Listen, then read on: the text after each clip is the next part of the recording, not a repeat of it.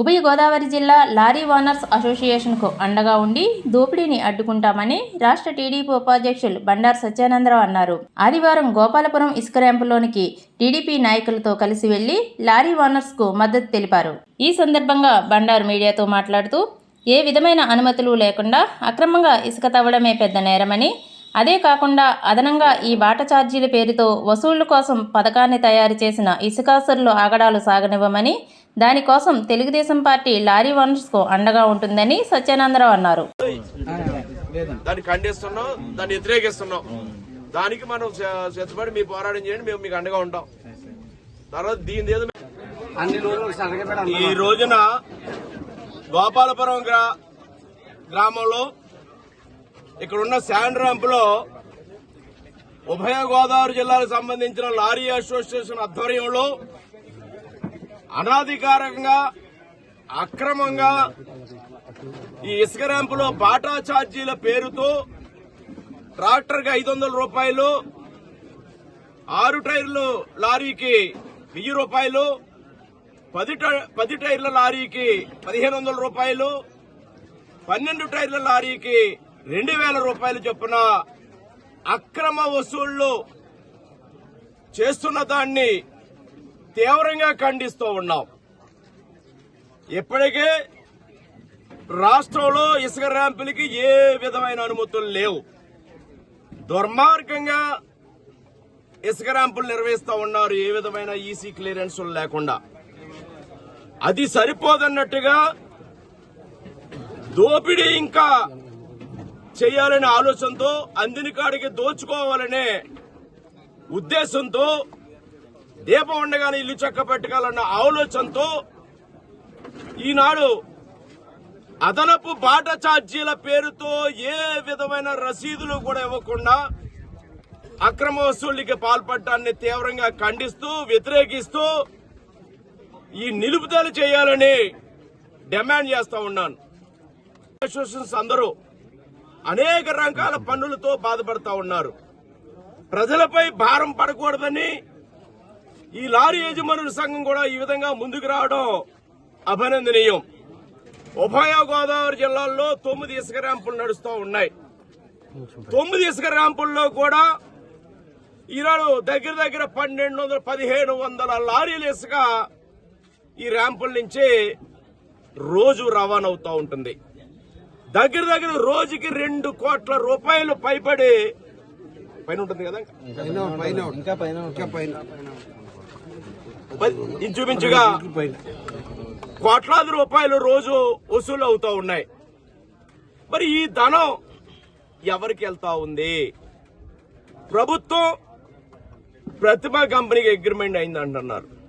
అసలు ప్రతిభ company తవ్వుకోవడానికి clearance ఉన్నాయా? Clearance లేనప్పుడు ఈ వసూలు చేసిన డబ్బులు ప్రభుత్వానికి ఏ విధంగా జమ చేస్తారు?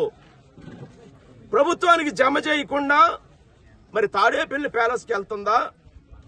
మరి వైసీపీ పెద్దలు ఎవరు కొట్టేస్తా ఉన్నారు? అది కూడా 60%, 40% అని 2 వే బిల్లు బుక్కులు మెయింటైన్ చేస్తూ మరి అఫీషియల్ గా, అన్అఫీషియల్ గా ఈ డబ్బులు పంపిణీ చేస్తా ఉన్నారు అంటున్నారు. ఒక పక్క అనుమతులు లేనప్పుడు ప్రభుత్వానికి డబ్బులు ఏ విధంగా జమ చేస్తారు? ఏ విధంగా ఇసుక ర్యాంపులు నడుస్తూ ఉన్నారు?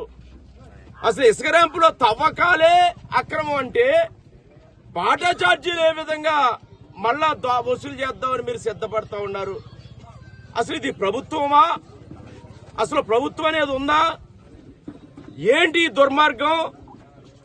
అంటే ఉచితంగా అందించిన ఇసుక మరి ఈనాడు టన్ను 475 రూపాయలు చొప్పున అమ్ముకుంటూ దానికి అదనంగా మళ్లీ ఇంకొక 100 రూపాయల టన్నుకి అదనపు ఛార్జీలు వసూలు చేయాలని ఈ రకంగా తయారవడం చాలా హేయమైన చర్య. ప్రభుత్వం ఈనాడు నూకలు చెల్లిపోయాయి, పోయే కాలం వచ్చింది. ఇంకొక నెలలు పోతే ఎన్నికల కమిషన్ పరిధిలోకి పోతుంది రాష్ట్రం. అంటే ఈలోగానే అందిరిగాడికి దోచేసుకుందామని ఈ రకంగా ఇలాంటి దుశ్చర్యలకు పాల్పడటాన్ని ఖండిస్తా ఉన్నాం. మరి మేము డిమాండ్ చేస్తూ ఉన్నాం, ఏదైతే ఈ ట్రాక్టర్ల దగ్గర లారీల దగ్గర వసూలు చేయాలని బాటా ఛార్జీల పేరుతో పెట్టారో దాన్ని నిలుపుదల చేయాలని డిమాండ్ చేస్తూ ఈ అక్రమాల మీద కూడా తెలుగుదేశం పార్టీ పోరాడుతుంది.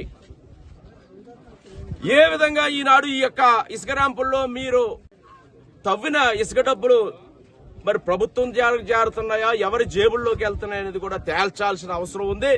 దాని మీద కూడా తెలుగుదేశం పార్టీ పోరాటం చేస్తుంది, న్యాయ పోరాటానికి కూడా సిద్ధమవుతుంది. దీన్ని అరికట్టే వరకు కూడా తెలుగుదేశం పార్టీ ఈ లారీ యజమానుల సంఘానికి అండగా ఉంటుంది. ఇక్కడికి వచ్చినప్పుడు లారీ యజమానుల సంఘం వారు కూడా కొన్ని విషయాలు మా దృష్టికి తీసుకొచ్చారు. వారికి అనేక సమస్యలు ఉన్నాయి. ఇప్పటికే ప్రభుత్వం మరి ఆయిల్ మీద కూడా వ్యాట్ ట్యాక్స్ పేరుతో ₹2, రోడ్డు సెస్ పేరుతో ₹1, ₹3 ఎక్కడా లేనటువంటి డీజిల్ ధరలు ఈ రాష్ట్రంలో ఉన్నాయి. అది కాక గ్రీన్ ట్యాక్స్ అని, వాహనాల ట్యాక్స్ అని, పెనాల్టీ ట్యాక్సులన్నీ గతంలో 20,000 ఉంటే 2,000 ఉంటే ₹20,000 ఈనాడు పెనాల్టీ ట్యాక్సులు పెంచడం జరిగింది. ఇలా రక్తం తాగుతూ ఉంది ప్రభుత్వం. ఇక లారీ యజమానుల నుంచి అందరూ కూడా లారీలు అమ్మేసుకుని ఇక వ్యాపారం చేయలేని పరిస్థితుల్లో చాలా వెలబుచ్చుతూ ఉన్నారు. వీరికి తెలుగుదేశం పార్టీ నాయకుడు చంద్రబాబు నాయుడు గారి దృష్టికి కూడా వీరి యొక్క సమస్యలు తీసుకెళ్లడం జరుగుతుంది. భవిష్యత్తులో మేనిఫెస్టోలో వీరి యొక్క ఆదుకోవడం కోసం ఏ విధమైన చర్యలు చేపట్టవలసిందిగా చంద్రబాబు నాయుడిని కోరి రవాణా రంగాన్ని ఈ లారీ యజమానుల సంఘానికి మేలు కలిగేలాగా ప్రయత్నం చేస్తానని కూడా ఈ సందర్భంగా తెలియజేస్తా ఉన్నాను.